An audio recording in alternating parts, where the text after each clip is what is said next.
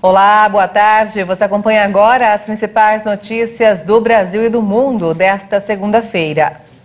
E eu começo essa edição com as manchetes dos sites dos principais jornais do país.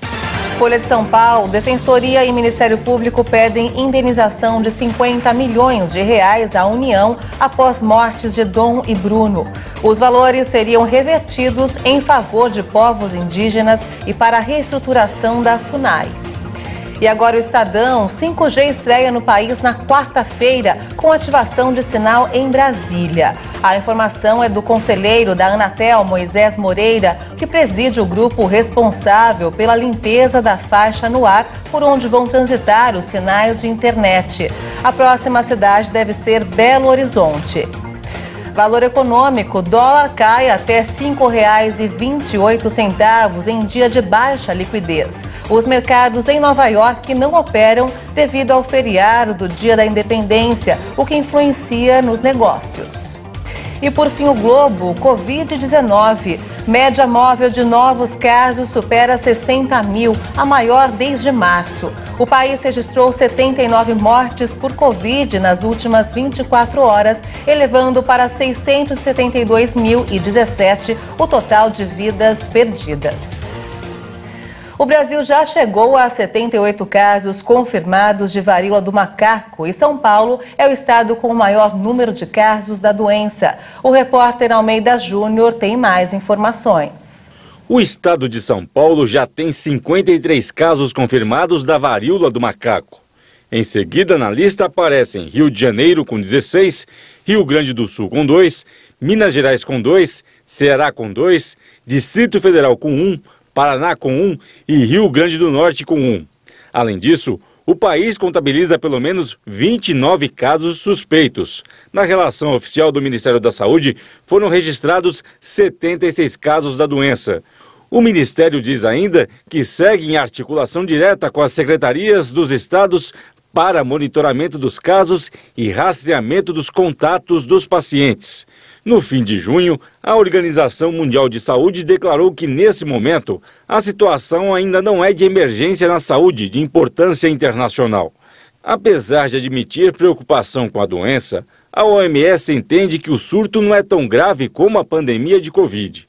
Autoridades sanitárias têm dito que o poder de contágio da varíola do macaco é menor que o da Covid, assim como a ocorrência de casos graves da doença. A cidade de Natal, no Rio Grande do Norte, decretou calamidade pública após fim de semana de chuvas. Alagoas também sofre com os temporais. Em 12 horas, a capital do Rio Grande do Norte registrou mais da metade do volume de água esperado para todo o mês de julho. O grande volume de chuva provocou transbordamentos, alagamento de imóveis, crateras, queda de árvores, deslizamentos em áreas de encostas e casas interditadas por conta do risco de desabamento. Com a oficialização da situação de calamidade, o município dispensa a licitação para a compra de materiais e contratação de serviços para a recuperação de áreas afetadas. O documento também autoriza a convocação de voluntários para reforçar as ações de resposta ao desastre e para assistência da população afetada. Em Alagoas, a chuva segue com menor intensidade, mas ainda preocupa.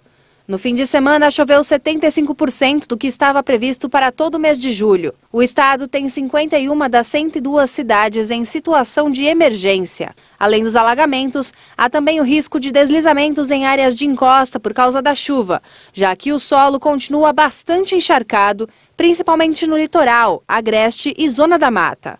Em todo o estado, 6.192 pessoas estão desabrigadas e 33.091 moradores desalojados, segundo o último boletim da Defesa Civil.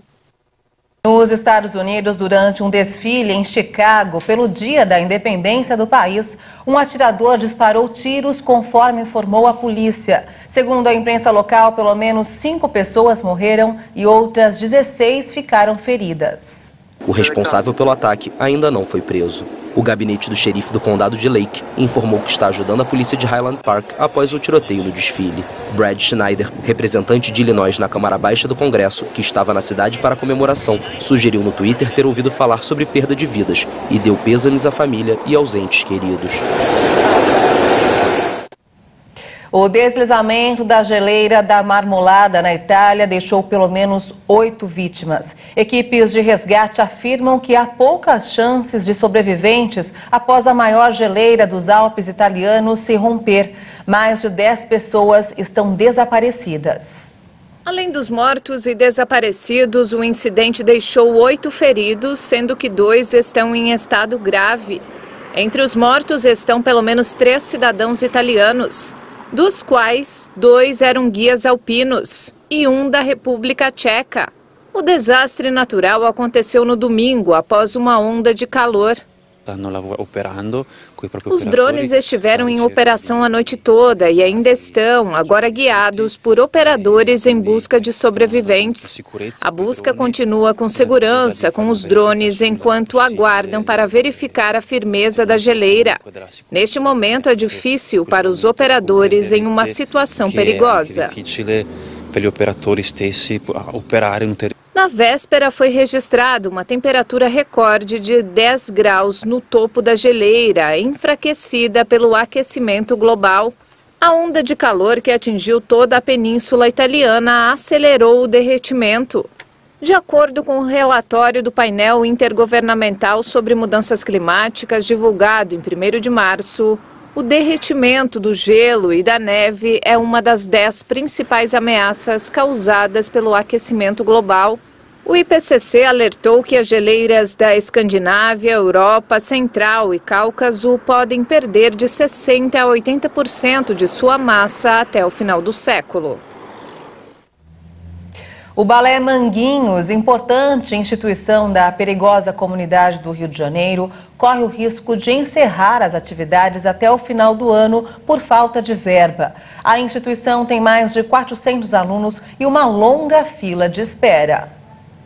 O futuro duvidoso do projeto, que oferece aulas gratuitas de dança para mais de 410 alunos e que possui mais de 700 pessoas na lista de espera, é motivo de preocupação para dezenas de famílias. E a nossa maior missão é que eles saiam daqui cidadãos, né? Que eles entendam qual é o seu papel na sociedade, que eles não precisam ser um número da estatística do território.